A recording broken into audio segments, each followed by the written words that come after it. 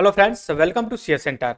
हम कुछ समय के लिए अपने इस डिस्कशन को डिसकंटिन्यू कर दिए थे, बट कुछ जो प्रॉब्लम्स थी उसको शॉर्ट आउट करने के बाद अब हम जो कि अब इसको कंटिन्यू करेंगे। इससे बहुत बेनिफिट मिलेगा। आप अपने दिमाग में ये मत बैठा के चलिएगा कि हम तो एक पीडीएफ के साथ आपके साथ बोलते चले जा रहे हैं। नहीं, इसका अगर मेरा पढ़ाने का तरीका देखेंगे, जो मैं सॉल्व करा रहा हूँ क्वेश्चन पेपर, एक अलग तरीके से मेरा कराने का यहाँ पे तरीका होता है। जैसे मान लीजिए हम आपको यूपीएससी का जो मास्टर ट्रिक होता है इसको मैं बताऊंगा आप लोगों के साथ। दूसरी चीज, एक क्वेश्चन में कितने डायमेंशन इंक्लूड हो रहे हैं उसको भी बताऊंगा। तीसरी चीज, क्वेश्चन सॉल्व कराने से पहले हम इसका बैकग्राउंड डिस्कस करते हैं। सपोज करिए आज का जो टॉपिक है इन्वायरमेंट एंड सस्टेनेबल डेवलपमेंट। सबसे पहले हमें तो पता होना चाहिए मीनिंग ऑफ द इन्वायरमेंट। दूसरा बात, सस्टेनेबल डेवलपमेंट। इन्वायरमेट के लिए अगर हम बात करें, वैसे बोलते हैं ना कि भाई हमारा इन्वायरमेंट पर्यावरण यहाँ का सही नहीं है, जो भी जैसे है। तो जहाँ हम जिस प्लेनेट पे रहते हैं, अर्थ पे, यहाँ का इन्वायरमेंट ह्यूमन फ्रेंडली है। That's why possible to life. इस वजह से जो कि संभव हो पाता है कि हम यहाँ पे अपने जीवन यापन कर पाते हैं। क्या ऐसा संभव नहीं है दूसरे प्लेनेट पे जाएं, जैसे जुपिटर, मार्स और जो भी है? नहीं। क्यों? क्योंकि वहां पे ऐसा इन्वायरमेंट नहीं मिलता है कि वहां पे ह्यूमन सस्टेन कर सके। रीजन क्या है? सबसे पहले जो रीजन यहाँ पे है कि जो अर्थ की ग्रेविटी है, ग्रेविटी एटमॉस्फेयर एनवायरनमेंट को, एटमॉस्फेयर को जो है कि एक पुलिंग, ठीक है, पुलिंग टाइप्स के जो कि फोर्स से जो है कि इसको जो कि बांध रखी है। और जो कहते हैं ना कि हर एक चीज कोई भी चीज अगर हम फेंकते हैं तो वो जमीन पे ही आती है। तो इसी तरह से इन्वायरमेंट भी एक लेवल के बाद ये एटमॉस्फेयर को छोड़ करके निकल नहीं पाता है। ये एक यूनिक फीचर्स है अर्थ प्लेनेट का कि यहाँ पे लाइफ सरवाइव करती है। अगर हम अर्थ से ऊपर जाते हैं, वर्टिकल वर्टिकल अगर हम ऊपर जाते हैं तो हमें ऑक्सीजन की जरूरत पड़ती है। जैसे एरोप्लेन में अगर हम ट्रेवल करते हैं तो वहां पे हमें मास्क ऑक्सीजन दिया जाता है और हम जो है कि इसको यूज करते हैं अपने ब्रीथिंग के लिए। कभी कभी हम अर्थ पे भी रहते हैं तो कभी हमें सफोकेशन होता है। कहने का मतलब है कि इन्वायरमेंट जिसमें हो आप, उसमें आप सस्टेन नहीं कर पा रहे हो। स्पेशली मैं अगर दिल्ली की बात करूं, दीपावली जब आती है तो वहां पे रेड अलर्ट इशू कर दिया जाता है कि आप मॉर्निंग में जो है कि आप बाहर वॉकिंग पे ना निकले। क्यों? क्योंकि जो दीपावली होती है उसमें क्रैकर इतने फोड़े जाते हैं या बजाए जाते हैं दिल्ली के एरिया में, एनसीआर टेरिटरी में, कि पोल्यूशन बहुत ज़्यादा हो जाता है। पोल्यूशन जब ज़्यादा होता है तो हमारे लाइफ के लिए बहुत ही डेंजर होता है।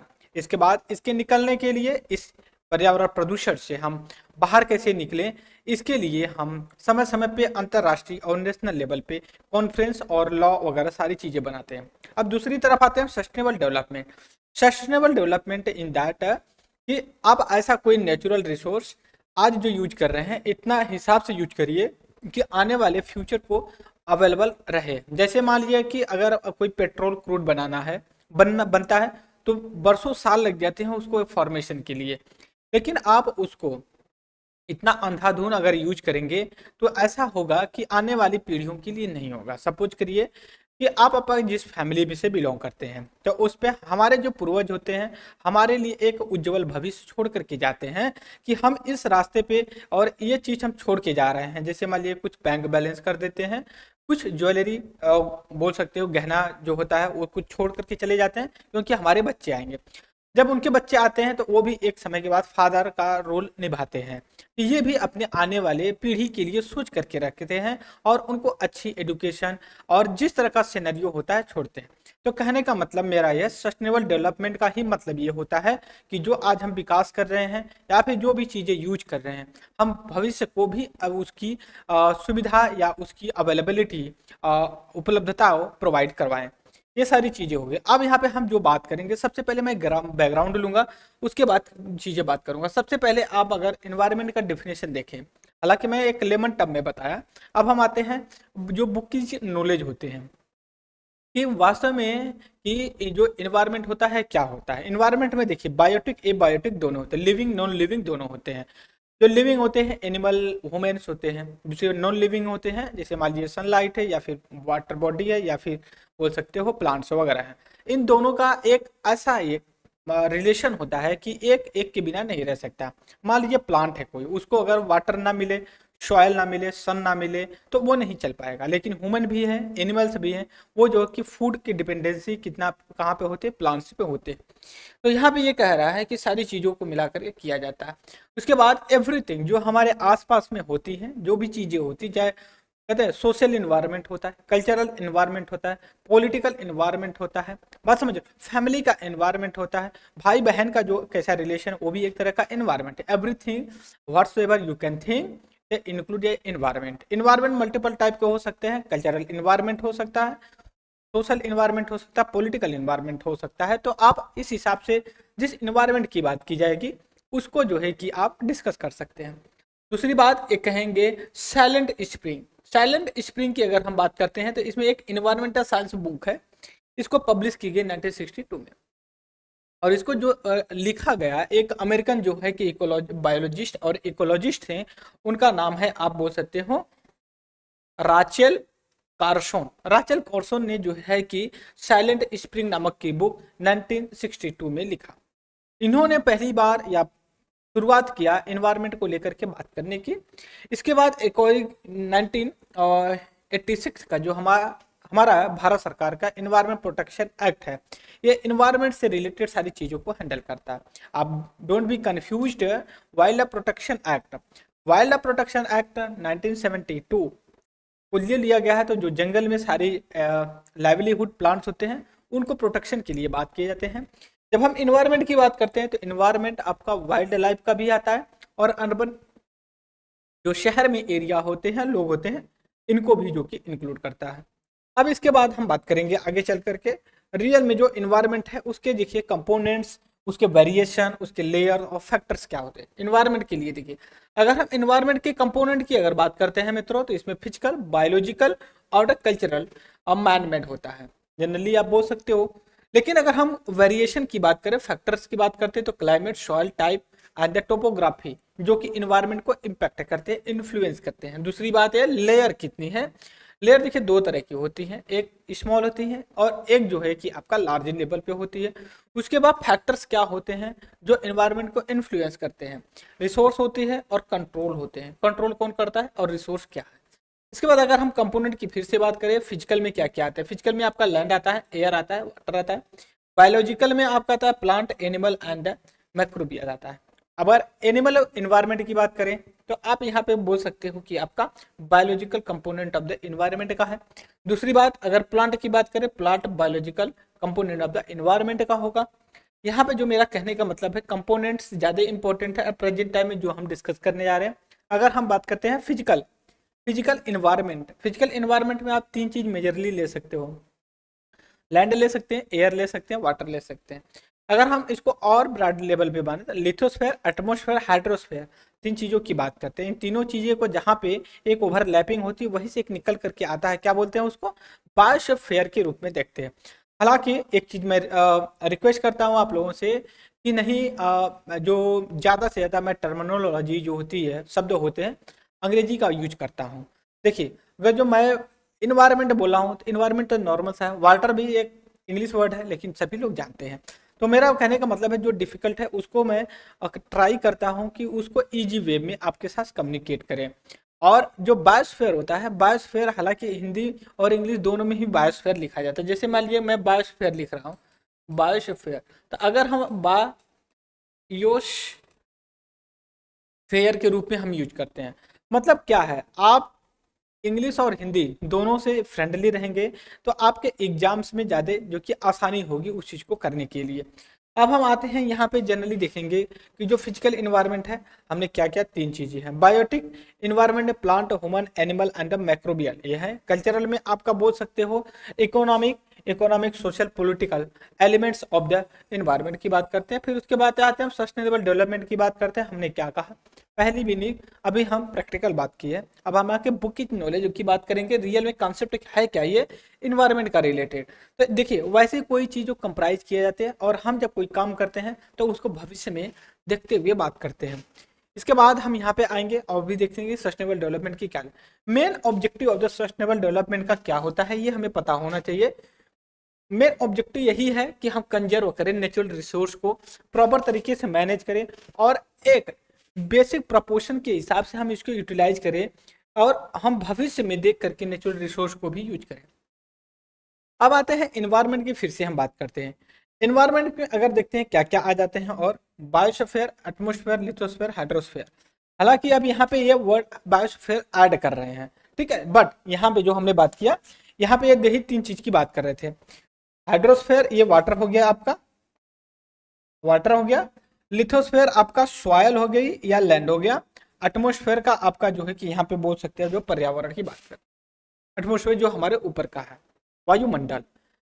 लेकिन अब ये यहाँ पे आप देखेंगे बायोस्फीयर वर्ड यूज कर रहे हैं, तो मैंने क्या कहा कि जो ये तीनों का ओवरलैपिंग होती है। मैं एक प्लेन पेज लेकर के आपके साथ डिस्कस करना चाहता हूँ, कहीं पे प्लेन पेज मिल जाए। देखिए यहाँ पे मैं कोशिश कर रहा हूँ कि हम डिस्कस कर लें। ये मान लीजिए लिथोस्फेयर हो गया, फिर उसके बाद ये यहाँ पे हाइड्रोस्फेयर हो गया, ठीक है, फिर उसके बाद आप बोल सकते हो ये एटमोस्फेयर हो गया। बट मित्रों एक चीज यहाँ पे ध्यान रखिए, जो यहाँ पे ओवरलैप कर रहा है, ये ओवरलैप कर रहा है यहाँ पे तीनों का, ठीक है, ये जो ओवरलैप कर रहा है ना, यही आपका बोलते हैं बायोस्फीयर, बायोस्फीयर के रूप में देखते हैं। तो कहने का मतलब ये है कि जो यहाँ पे ये बात कर रहे थे, ठीक है, इसको लेकर के इसी के निकल करके ही तीनों का एक कॉम्प्लिकेशन जो कि निकल करके बायोस्फीयर निकल करके आता है। हम इसको डिस्कस किए। अब आते हैं हाइड्रोस्फीयर में, देख सकते हो क्या क्या इंक्लूड होते हैं इनमें। हाइड्रोस्फीयर में ग्लेशियर, लेक, रिवर, ओशन आ जाता है। लिथोस्फीयर में माउंटेन, प्लेन और डेजर्ट आ जाते हैं, जो लैंड की एरिया होती है, सॉइल होता है। इसके बाद एटमॉस्फेयर की अगर हम बात करते हैं, एटमॉस्फेयर जैसे हम अर्थ से वर्टिकल जाते हैं तो हमारे एटमॉस्फेयर को कई लेयर में उनके कंपोनेंट के हिसाब से उनको डिवाइड किया, जैसे ट्रोपोस्फेयर, स्ट्रेटोस्फेयर, मेसोस्फेयर, हेमिस्फेयर। तो मतलब क्या है कि ये हम जनरली दो दो लेयर को यहाँ पे बात कर रहे हैं, ट्रोपोस्फेयर और स्ट्रेटोस्फेयर। जनरली अगर मैं बात करूं, जो हमारे एनवायरनमेंट की जो कंपोनेंट्स होते हैं, ये जो है कि आपका इसी दो एनवायरनमेंट में लेयर में पाए जाते हैं। लेकिन 90% जो एक्टिविटी होती है हमारे एनवायरनमेंट लाइवलीहुड लेवल मतलब लाइफ में, तो ये ट्रोपोस्फेयर में ही होता है। जैसे मान लीजिए सबसे ज्यादा पोल्यूशन होना, हीट होना, रेनफॉल होनी, तड़क झड़क होना, जो गरजते हैं बरसते हैं, बादल का बनना, ये आपका ट्रोपोस्फेयर में ही होता है। लेकिन मैं स्ट्रेटोस्फेयर में थोड़ी सी चीजें होती, जैसे ओजोन लेयर के बारे में बात की जाती है। ओजोन लेयर क्या है?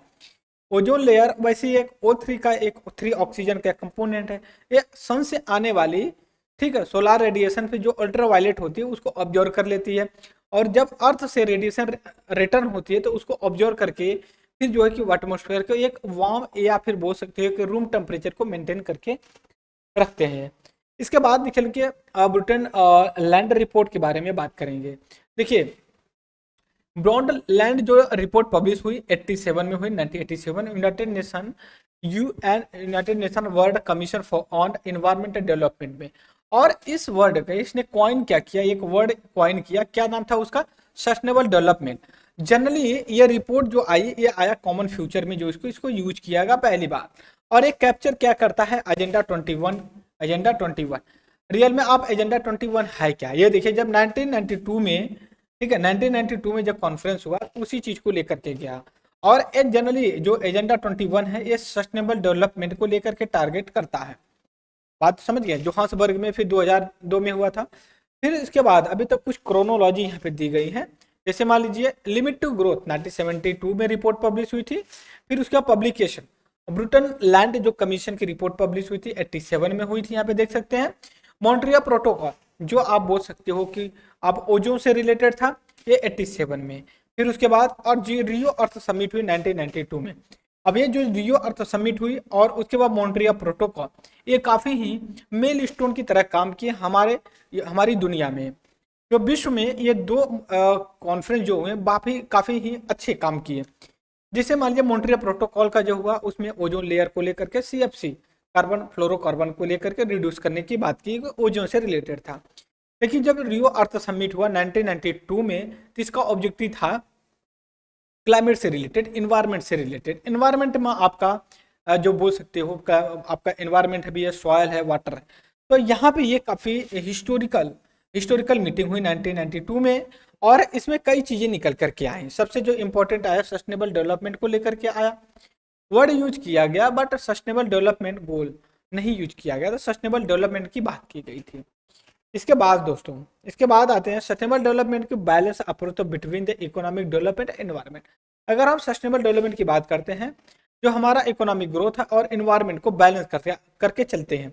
ऐसा नहीं है कि हम अपने इकोनॉमिक वृद्धि के लिए, आर्थिक विकास के चक्कर में हम जो है कि इन्वायरमेंट का धज्जियां उड़ा दें, ऐसा नहीं होता है। हम जब विकास करते हैं तो विकास के साथ, डेवलपमेंट के साथ हम ये भी ध्यान में रखते हैं कि जो हमारा विकास है ये ऐसा तो नहीं है कि इन्वायरमेंट को भी नुकसान पहुंचाता। जब हम बिल्डिंग बनाते हैं, अगर आप पूरी दुनिया में देखे होंगे तो हर कंट्री में एक अलग स्ट्रक्चर की बिल्डिंग होती है, उनका कलर अलग होता है, शेप अलग होती है। बात समझ रहे हो? ऐसा क्यों होता है? ऐसा इसलिए होता है कि वहाँ के इन्वायरमेंट के हिसाब से किया जाता है। जनरली अगर हिली एरिया में देखें आप इंडिया में भी, तो उनके जो मकान होते हैं, मकान का जो आप बोल सकते हो जो छत होती है वो इस तरह से पिरामिड होती है। ऐसा क्यों होता है? ऐसा इसलिए होता है, विंटर जो टाइम आता है उसमें जब स्नोफॉल होती है, अगर इस हिसाब से नहीं रहेगा तो वो स्लिप करके नीचे जमीन पे नहीं जाएगा। अगर प्लेन एरिया के जैसे छत होते हैं ऐसे, अगर ऐसा होगा तो बर्फ इसी पे जमती चली जाएगी। एक समय के बाद ऐसा होगा कि घर का जो छत है वो बैठ जाएगा। क्यों? क्योंकि ज़्यादा लोड पड़ जाएगी। दूसरी चीज़ हम हमेशा कहते हैं कि जो है कि हमारा जो घर का दिशा होता है पूरब की तरफ से होना चाहिए। घर का दिशा ऐसा इसलिए है, कुछ कल्चरल और धार्मिक चीज़ें भी हैं, कुछ जो कि ज्योग्राफिकल रीजन भी है। हमेशा जो पूरब से हवा आती है वो ठंडी हवा आती है। जब ठंडी हवा आएगी तो हमें ठंडा हवा लगेगा और हम इन्वायरमेंट फ्रेंडली रहेंगे। हमें एसी कूलर चलाने की जरूरत नहीं पड़ेगी क्योंकि नेचर का ही हमें ठंड हवा मिल रही है। इसके बाद अगर हम और बात करें कि जो इन्वायरमेंट इंपॉर्टेंट सस्टेनेबल डेवलपमेंट का है, जो उसका कंपोनेंट क्या क्या है। जनरली अगर हम सस्टेनेबल डेवलपमेंट की बात करते हैं तो इसमें इन्वायरमेंट प्लस ह्यूमन एक्टिविटी दोनों आती है। अगर एनवायरनमेंट की बात करते हैं तो natural habitat, natural resource, fundamental factor of environment, status of the environment, ये चार चीजें आती हैं। लेकिन जब हम इन्वायरमेंट के सस्टेनेबल डेवलपमेंट की बात करते हैं ह्यूमन के कॉन्टेक्स्ट में, तो ये किससे रिलेटेड है? जो population growth, population size, resource and food availability, non compulsory structural facility, average standard of living standard per capita income, level of technology. कहने का मतलब ये है कि इन दोनों का रिलेशन को लेकर के जो कि समझाने की कोशिश कर रहे हैं, दोनों के रिलेशन को समझाने की ये कोशिश कर रहे हैं। जब पॉपुलेशन बढ़ेगी तो रिसोर्स, जो नेचुरल रिसोर्स है उस पर दबाव भी बढ़ेगा। क्यों? क्योंकि लोग चाहेंगे कि नेचर से हम ज़्यादा करें, क्योंकि उनकी डिमांड ज़्यादा रहेगी। लोगों को जो कि बेसिक नीड्स जो होती है उसको प्रोवाइड करवाते हैं, पहली चीज़। दूसरी चीज जो मित्रों है इसमें इस तरह का निकल करके आएगा, जब पॉपुलेशन बढ़ेगी, जॉब करेंगे तो उनकी इनकम भी बढ़ेगी। जब इनकम बढ़ेगी तो इनकम बढ़ने के साथ साथ उनकी लिविंग स्टैंडर्ड भी चेंज होगा। आज आप स्टूडेंट्स हैं, 10 बाई 10 के रूम में अपनी जीवन व्यतीत कर रहे हैं, बट जब आपकी जॉब लग जाएगी, आईएएस बन जाएंगे, तो आप 8 बीघे के मकान में आपका आवास होगा। समझ रहे हो चीजें? तो मतलब क्या है, आपको तो रहना, आप तो एक 10 बाई 10 के रूम में भी रहते थे, अभी भी रह सकते हो, बट नहीं, लिविंग स्टैंडर्ड बढ़ता है। जब हर्षद मेहता की एक मूवी देखेंगे, 5,000 स्क्वायर फीट में उनका बंगला जैसी चीजें हो, वो सारी चीजें। तो कहने का मतलब इनकम बढ़ती है ना, तो कहीं ना कहीं इन्वायरमेंट को भी खतरा होता है, इस चीज को देखिए। इसके बाद हम कहते हैं water cycle, water and carbon cycle. देखिए कार्बन जो है या लिक्विड, या हम बात करते हैं पहले वाटर की बात करते हैं। वाटर देखिए 3 फॉर्म में होता है, गैस में होता है, लिक्विड में होता है और सॉलिड में होता है। जब गैस में होता है तो आप एटमोसफेयर में उड़ता है, और जब लिक्विड में होता है वाटर होता है, और जब सॉलिड में होता है वो तो आइस, जो कि आइस शीट में होती है, बर्फ के टुकड़े में होता है। तो लेकिन जो वाटर है उसका एक साइकिल भी बना होता है। जब वो आइस है, सॉलिड फॉर्म में, हीट लगेगी, हीट लगी, हीट जैसे बढ़ा वो जो कि पानी बन गया, और हीट बढ़ा वो जो है कि इवापोरेट होगी, जल वाष्प बन गया। ठीक है, वो जल वाष्प बन के एटमोसफेयर में जाएगा, फिर कंडेंस होगा, मतलब एक समय के बाद वो जो कि इकट्ठा हो जाएगा और बारिश के रूप में जमीन पे आएगा। जमीन पे आकर के फिर एक तालाब में स्टोर हो जाएगा, और जब टेम्परेचर और गिर जाएगा तो वही एक बर्फ के रूप में कन्वर्ट हो जाएगा। अब कार्बन की बात करते हैं तो कार्बन भी कहीं ना कहीं ये एटमोसफेयर में एक साइकिल की तरह का। अब इसके बाद हम आएंगे यहाँ पे, देखिए वाटर का जो है कि साइकिल देख सकते हो, यहाँ पे दिया भी गया है, मैंने ध्यान नहीं दिया तो एक्सप्लेन कर देता। अब यहाँ पे देख सकते हो आप, यहाँ पे ये रिवर है, ओशियन है। अब यहाँ से क्या है, आप देखिए सन की लाइट पड़ेगी यहाँ पे, अब ये इवेपोरेट हो रहे हैं, इवेपोरेट होकर क्लाउड बन जाएंगे, क्लाउड होकर के फिर ये रेनफॉल बन जाएंगे। अब दूसरा चीज है क्या, जो ट्री है, ट्री जो कि इवेपरेट करेंगे, मतलब लेकर के इससे निकलेगा और आसमान पे जाएंगे, आसमान से फिर क्या करेंगे, लो टेम्परेचर कंडेंस होकर के नीचे जो कि रेनफॉल होंगे। इस बात को लेकर के आप रिकॉग्नाइज कर सकते हैं। इसका मेनली ट्रांसप्लांटेड सीड लाइन। अब यहाँ पे बात हो रही है सॉइल कंजर्वेशन की, हालांकि ये अलग चीजें हैं, हम इसको बाद में बात करेंगे। और जो हमारे एटमोस्फेयर में जो गैसेस हैं उनके बारे में देख लिए, नाइट्रोजन है, दूसरा ऑक्सीजन है, और तीसरा आर्गन है, आर्गन एंड चौथा आपका कार्बन डाइऑक्साइड है, पांचवा नियॉन है, और छठा आपका हीलियम है, सातवां क्रिप्टॉन है, और आठवां जेनॉन है, और नौवां हाइड्रोजन है। इनका परसेंटेज के हिसाब से भी दिया है, नाइट्रोजन ऑक्सीजन सबसे हाईएस्ट में है, और जो कि हाइड्रोजन नियॉन की अगर बात करें सबसे कम क्वांटिटी में पाए जाते हैं। अब हम एटमोस्फेयर में बात करते हैं। एटमोस्फेयर में आप बोल सकते हो किस तरह से जो कि ये देखिए करते हैं, कार्बन डाइऑक्साइड मोनोऑक्साइड, ये सारी चीजें तो है, हमने डिस्कसिंग किया। अब हम चाहते हैं कि हम सीधे चल करके अब जो कि अपने टॉपिक पे चले। टॉपिक पे चलने से पहले यहाँ पे देख रहे हैं कि काफी इंपॉर्टेंट ये भी दिया गया, जो रियो अर्थ समिट होती है 1992 में, इसमें चीजें निकल करके आती है 92 में। 20 सेंचुरी का जो कि लास्ट होता है स्टॉकहोम ऑब्जेक्टिव ये होता है कि ब्लूप्रिंट जो कि क्रिएट किया जाता है और सस्टेनेबल डेवलपमेंट के लिए, इन्वायरमेंट के लिए और डेवलपमेंट के लिए जो कि ये किया जाता है। दूसरी बात है, जब ये अर्थ समिट होती है तो हर 5 साल 6-7 साल पे होता है। जब 5 साल के बाद 1997 में होती तो इसको समिट +5 बोला गया। 10 साल के बाद हुई, मतलब 2002 में हुई, तब हम इनको जोहान्सबर्ग रियो अर्थ समिट के रूप में देखें। इसके बाद अगर हम आगे चल करके बात करते हैं तो एजेंडा 21 आता है, कॉन्फ्रेंस से निकल करके आता है 1992 में, और जो कि 21st सेंचुरी को माइंड में रख करके ये काम करता है। इसके बाद अगर हम और आगे चल के बात करें कि एजेंडा 21 का क्या है ऑब्जेक्टिव, जनरली देखिए यूपीएससी ने सवाल भी पूछा था प्रीलिम्स में, एजेंडा 21 किससे रिलेटेड है। पहली बात तो ये सस्टेनेबल डेवलपमेंट से है, सतत विकास से रिलेटेड है। 1992 का जो कॉन्फ्रेंस हुआ इसी से निकल करके आया, और दिमाग में ये रखा गया जो हमारी 21st सेंचुरी 2000 के बाद 2001, 2, 3, 4, 5, 6, 10, 20, 23 आ गई है, इसके जो विकास करेंगे इसमें हमें किस तरह का विकास करना चाहिए, इस चीज को लेकर के है। इसलिए एजेंडा 21 सस्टेनेबल डेवलपमेंट को लेकर बात की। तो सस्टेनेबल डेवलपमेंट को अचीव करने के लिए कैसे हम अचीव कर सकते हैं, तो इसके लिए आप बात करते हैं जैसे पॉवर्टी इरेडिकेशन की बात करते हैं, कंट्रोल की, फिर उसके फूड जो कि अवेलेबिलिटी की बात करते हैं, और जीनियस कैपिटल ट्रांसफॉर्म की बात करते हैं, इंडेंजर्ड स्पीसीज वगैरह की भी बात करते हैं। कॉन्फ्रेंस +20 की बात जो करते हैं, ये जो कि 2000 में जो कि ऑर्गेनाइज किया गया एनिवर्सरी पे 2012 पे, सॉरी 2012 पे, क्योंकि पहला जो हुआ था 1992 में हुआ था। अब 20 साल के बाद अगर देखें तो 2000 आपका 12 में होता है, दैट क्लियर, राइट। और वहां से निकल करके फ्यूचर वी वांट, और कुछ ऑर्गेनाइजेशन वगैरह भी दिए गए हैं, हालांकि हम ऑर्गेनाइजेशन वगैरह के बारे में डिस्कस नहीं करेंगे ज़्यादा। अब हम बात करेंगे सीधे चल के कुछ बेसिक्स क्वेश्चन की बात करेंगे, क्योंकि अच्छे खासे जो कि हमने डिस्कस कर लिया है। यहाँ पे कह रहा है कि छोटी सी चीज़ों को लेकर के क्वेश्चन शुरू है। क्वेश्चन नंबर 1 में ये कहता है कि sustainable development is a important, ये आईएएस का सवाल है, ध्यान से देखिए। ये कह रहे हैं सतत विकास बहुत जरूरी है, किसके लिए, for the well with the human society के लिए, बिल्कुल सही है। और कह रहे हैं sustainable development a kind of the development that meet the need of the represent present without compromising availability future generation to meet the own needs, बिल्कुल सही है। ये कहते हैं सस्टेनेबल डेवलपमेंट काफी ह्यूमन सोसाइटी के लिए अच्छा है, और इसके लिए एक बात कर सकते हो कि फ्यूचर जनरेशन के पॉइंट ऑफ व्यू में रख करके ये बात करते हैं। इसके बाद अगर हम और बात करते हैं, इसमें are in the following event chronological order में बोल रहे हैं।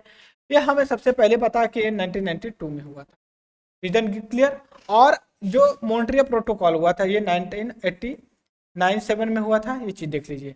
तो इसमें कहने का मतलब ये जो कि आपका सबसे लास्ट में आएगा, फर्स्ट जो कि लास्ट में आएगा, कहाँ पे है, यहाँ पे है और यहाँ पे, तो ये ए एंड बी तो गलत है। अब हम आते थे चौथा और तीसरा। अब देखिए इसी के बाद अगर आप देखेंगे चौथा ये जो है पब्लिकेशन 1972 में हुआ था। इसके बाद अगर हम आगे आकर के बात करते हैं, क्वेश्चन नंबर नेक्स्ट पे बात करेंगे। इसमें क्वेश्चन नंबर 3 कहता है कि decision on the sustainable development was started after the submitting the report on environment to the United Nation Organisation 1987 में। तो कह रहा है sustainable development goal, sustainable development जो कि कॉन्सेप्ट आया, ये कौन सी रिपोर्ट के अंतर्गत आया, तो ये देखिए आवर कॉमन फ्यूचर, ये पीछे 2020 में जो कि सवाल पूछा गया था। ये कह रहे हैं कि after the submission the report our common future, also known as a Brundtland report. ये पब्लिश किया गया, किसके द्वारा किया गया? World commission on environment development के द्वारा, और decision of the sustainable development में स्टार्ट किया। अगर हम बात करते हैं इन्वायरमेंट की, बात करते हैं जनरली इन्वायरमेंट का क्या मतलब क्या है? इन्वायरमेंट हमने पहले ही कहा कि वो सारी चीज़ें जो आपके सराउंडिंग होती हैं, जैसे land, water, air, plant and animal existing, sum of the total condition the surrounding you that point. एक चीज़ देखिए, जो यूपीपीसीएस के सवाल होते हैं जनरली, अगर देखिए जिनमें ऑप्शन में ऑल ऑफ देम दिया गया होता है, आपका 75% आप बोल सकते हो, 75% वो जो कि करेक्ट होते हैं। यहाँ पे देख सकते हो आप, ये आप यहाँ पे देखिए, पहला तो सही है, आप चाहे तो पहला ही मार के निकल सकते हैं, सही है, बट ऐसा नहीं कि 100% सही है।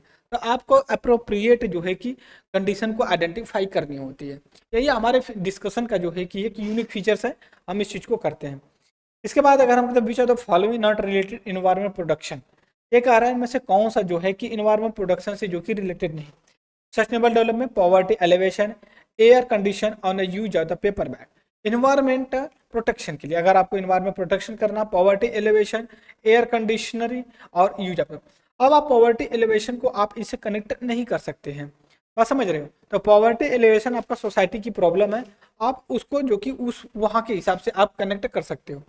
क्वेश्चन नंबर 6 बोला है कि इन्वायरमेंट प्रोटेक्शन एक्ट 1987 कब पब्लिश किया गया था? हालांकि हमने बोल ही दिया 1986, ये इन्वायरमेंट प्रोटेक्शन से है। ये कई बार सवाल पूछे गए हैं, तो बी अलर्ट, दैट्स वाई ये इंपॉर्टेंट है कि हमें जो कि अवेयर रहना चाहिए कि नहीं ये किस हिसाब से करना है। इसके बाद इन्वायरमेंट प्रोटेक्शन हो गया, और इसके बाद हम बात करेंगे क्या? When the Environment Protection Act for the Preservation and the Protection of Environment was passed, ये कब पास किया गया था? हम पहले भी डिस्कस कर चुके हैं। क्वेश्चन नंबर 8 की बात करते हैं, in which are the following year the environment protection, हम ये भी डिस्कस कर लिए, बी, ऑप्शन बी तो सही। फिर एनवायरमेंट प्रोटेक्शन एक्ट, फिर से हम बात कर रहे हैं 86 कब पास किया गया? समझ सकते हो कितनी बार जो कि ये पूछा गया है सवाल। दूसरी चीज अब यहाँ पे environment is the component composite state of, कह रहे हैं कि ये कंपोजिट स्टेट क्या है? Biotic, abiotic, physiography. तो ये ऑल ऑफ देम बीपीएससी का है, इसमें सभी को इन्वॉल्व किया जाता है इन्वायरमेंट को। Generally environment can be classified as a following category. अगर आपसे बात किया जाए जनरल इन्वायरमेंट को कौन सी कैटेगरी में फॉलो कर सकते हैं, फॉलो किया जा सकता है, और उनमें से कौन ऐसा है कि ये इसका इन्वायरमेंट कैटेगरी में नहीं किया जा सकता? Biological, cultural, physical, operational. तो ये आपका फिजिकल भी सही है, कल्चरल इन्वायरमेंट, बायोलॉजिकल, लेकिन ऑपरेशनल क्या है? ऑपरेशनल का कोई तो मीनिंग ही नहीं है। ये 2020 के पीसीएस में सवाल पूछा गया है। तो आप देखिए जनरली इन्वायरमेंट एक क्लासिफाइड किया जाता है physically, culturally and biologically environment. Physical environment include क्या किया जाता है? Land form, water body, climate, soil, rock, animal. Biological environment include क्या करता है? बायोलॉजिकल के प्लांट, एनिमल, ऑर्गेनिज्म। कल्चरल को क्या करता है? आपका इकोनॉमिक, मैनमेड से इंक्लूड करता है।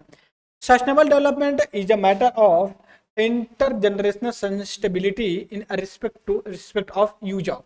अब अगर जो सस्टेनेबल डेवलपमेंट है उसको किससे आप सस्टेनेबल जो डेवलपमेंट है उसको आप किस चीज से जाकर के रिलेट कर सकते हैं? तो हम जो कि नेचुरल रिसोर्स से करते हैं, हम हमेशा से बात करते आ रहे हैं। ये आपका पीसीएस यूपी पीसीएस 2012 का सवाल है। फिर उसके बाद हम आते हैं क्वेश्चन नंबर नेक्स्ट पे। क्वेश्चन नंबर नेक्स्ट क्या कह रहा है इसके हम देख लेते हैं। देखिए question number next question number 13 है, ब्लू कार्बन के बारे में पूछ रहा है। ये जो है कि आपका आईएएस 2021 में सवाल पूछा गया है। समझ सकते हैं कि आईएएस में कैसा सवाल पूछा है। ब्लू कार्बन वो कैप्टर है जो वाटर बॉडी आपका जो है कि कैप्चर करती है कार्बन। वाटर बॉडी में ओशियन है, कोस्टल है, तो दैट्स वाई जो इसका ऑप्शन है क्वेश्चन नंबर 13 का ए है, क्योंकि ब्लू कार्बन का मतलब जैसे वाटर क्या है, हमें किस कलर में दिखता है? ब्लू दिखता है। तो हमें पता होना चाहिए कि क्या करते हैं, कैसे करते हैं। इसके बाद अगर मित्रों मैं बात करूं आगे चल के, saving energy and other resource, कहते हैं ऊर्जा का जो कि बचत करना और अदर जो कि संसाधन है फ्यूचर को देखते हुए हम अगर उसको बचत करते हैं तो उसको क्या बोलते हैं? जैसे अगर आप ऊर्जा या नेचुरल रिसोर्स को अगर बचत करते हैं तो आपके दिमाग में क्यों ऐसा चलता है? क्यों? क्योंकि हमें सस्टेनेबल डेवलपमेंट के टारगेट को जो है कि पूरा करना है, ठीक है, सस्टेनेबल डेवलपमेंट के लिए। फिर उसके बाद कह रहे हैं सस्टेनेबल डेवलपमेंट में कितने गोल है जो अभी 2030 तक, ये जो कि आप पूछ रहा है कि ये अच्छा वाटर अवेलेबिलिटी की बात कर रहे हैं। ये कह रहे हैं जो सस्टेनेबल डेवलपमेंट गोल टोटल में जो एसडीजी है, सस्टेनेबल डेवलपमेंट गोल जो 17 है, ठीक है, इसमें जो वाटर की बात की गई है, वाटर की, तो ये कौन से सस्टेनेबल गोल में बात की गई, तो ये हमें पता होगा सस्टेनेबल डेवलपमेंट गोल 6। और ये जो एसडीजी है आपका 2015 से लेकर के 2020 के बीच, 2030, सॉरी मैंने 20 बोल दिया, 2015 से लेकर 2030 के बीच का जो कि ये टेन्योर के बीच में हमें अचीव करना है 17 गोल। इसके बाद अगर मैं Decatur sustainable energy for the all is the invitation, अब किसका है, तो ये है यूनाइटेड नेशन का जो डिकेटर सस्टेनेबल एनर्जी की बात की जाती है, सस्टेनेबल डेवलपमेंट गोल उसकी है।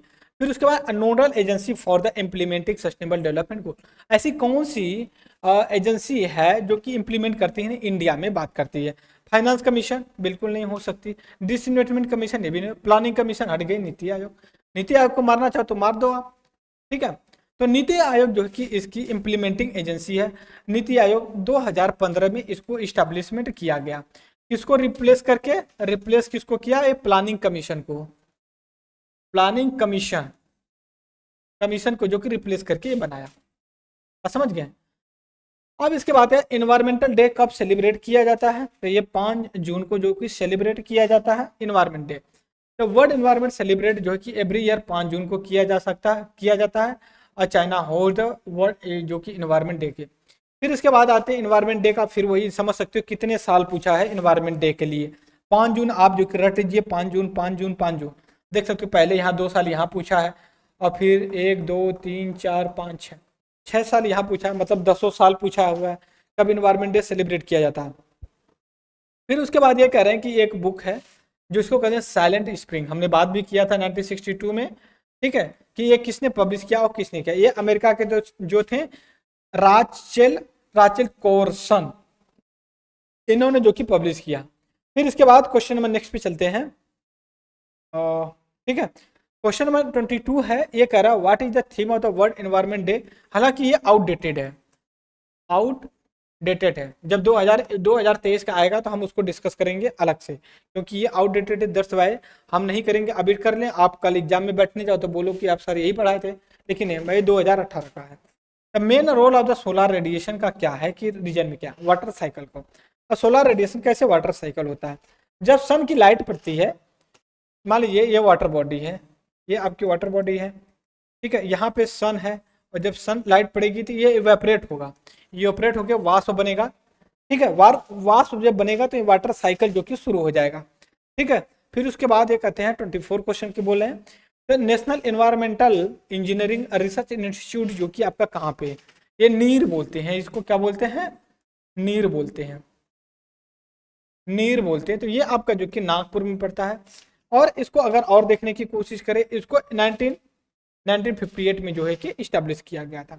फिर ये पूछ रहे हैं 1958 में जो इस्टेब्लिश किया गया, नीर इस्टेब्लिश कब किया गया था, नागपुर में 1958 में। तो कहने का मतलब क्या है कि कुछ क्वेश्चन स्टैटिक्स होते हैं, उनको बार बार रिपीट किया जाता है, अगेन एंड अगेन को। फिर इसके बाद अगर हम बात करते हैं क्वेश्चन नंबर 26, तो what is the important for the sustainable development गोल पे, क्या है कि प्रिजर्व किया जाएगा हम इन्वायरमेंट को, जैसे पॉवर्टी को भी डिक्रीज कर सकते हैं, पॉल्यूशन को भी, डाइवर्सिटी को भी, तो ऑल ऑफ देम। देखिए मैंने कहा ना पीसीएस में जब इस तरह के सवाल पूछे कहे ऑल ऑफ देम, तो आप आंख मूंद करके ऑल ऑफ देम मानिए। अगर आप मान लीजिए 10 क्वेश्चन है, ठीक है, जितने आ रहे हैं तो सही है, अगर जितने में नहीं आ रहे हैं ना तो आप आल पे मारे। मान लीजिए आप 10 क्वेश्चन में 5 क्वेश्चन आपको एकदम सही से याद है, बट 5 में फंस रहे हैं, तो अगर 5 में 5 को ऑल ऑफ देम मार देंगे ना, तो आपका कम से कम 3 तो सही होगा और 2 गलत होंगे, तब भी आपको जो कि आपका 2.5 क्वेश्चन जो कि करेक्ट होगा। इसके बाद आते हैं 27 question, common carbon matric supported by UNEP, United nation environmental protection. तो ये जो है कि आपका था assessing the carbon footprint building operating around the world, ये आया 2021 में पूछा गया था इसको लेकर के। फिर क्वेश्चन नंबर 28 है, विच आर द फॉलोइंग, इनमें से कौन सा ऑब्जेक्टिव नहीं है स्मार्ट सिटी डेवलपमेंट का। इसमें कह रहा है कि कौन सा जो कि स्मार्ट सिटी गवर्नमेंट का जो कि कॉन्सेप्ट नहीं है, ये तो stabilising, option C the quality of the life को नहीं है, ठीक है, क्योंकि स्मार्ट सिटी एक अलग तरीके से कॉन्सेप्ट काम करती है। फिर उसके बाद पूछते हैं कि क्या है जो स्मार्ट सिटी मिशन का क्या है, देखिए वाटर सप्लाई की बात करते हैं, इलेक्ट्रिसिटी की बात करते हैं, सॉइल वेस्ट मैनेजमेंट की बात करते हैं, ट्रांसपोर्टेशन की बात करते हैं, पॉवर्टी पुअर जो है उनको एरेडिकेट करने के कम करने के लिए, फिर आईटी कनेक्टिविटी की बात करते हैं, गुड गवर्नेंस की बात करते हैं, और सस्टेनेबल इन्वायरमेंट की बात करते हैं, सेफ्टी सिक्योरिटी की बात किया जाता है, और हेल्थ और एजुकेशन की भी बात की जाती है। बात समझ रहे हो? तो इस चीज़ को देखिए थोड़ा सा हम इसको, ठीक है, ओके। तो ये चीज़ें कर रहे हैं। अब हम आएंगे क्वेश्चन नंबर 29 की बात करेंगे। अर्थ समिट वाज हेल्ड कहाँ पे किया गया था? तो आपके रियो डी जेनेरियो में। कब किया गया था? 1992 में किया गया था। यह हमें सभी को पता है, बचपन से पढ़ते आ रहे हैं, क्लास 6 की एनसीईआरटी में दिया गया है। Last question of the day का क्या है? रियो 20 क्या है? ये डिक्लेरेशन फ्यूचर तो 6, तो आप आसानी से बता सकते हैं फ्यूचर वी वांट, ठीक है। ये हम जो है कि आप बोल सकते हो ये 2000 जो कि 12 में किया गया था, रियो 21, जो कि 1992 में जो हुआ था, 1992 में जो हुआ था, उसका 20वां ईयर कब पड़ेगा आप जोड़ सकते हो? 2012 में पड़ेगा। तो इसी में जो समिट हुआ फिर से रियो में हुआ, 92 में भी रियो में हुआ था, और जो कि 2012 का भी जो कि रियो में हुआ था, और इसी से हम कहते हैं रियो 20। बात समझ गए? तो ये हमारा पार्ट 1 था। हम आगे इसे डिस्कस करेंगे दोस्त, और अपना कमेंट बॉक्स में जरूर डालिए, क्योंकि मुझे पता चले कि नहीं आप कितना हमसे कम्युनिकेट कर पा रहे हैं और हम कितनी अच्छी चीज़ें दे पा रहे हैं आपको। तो इस लेक्चर में इतना है। Thank you for the discussion. जय हिंद, जय भारत।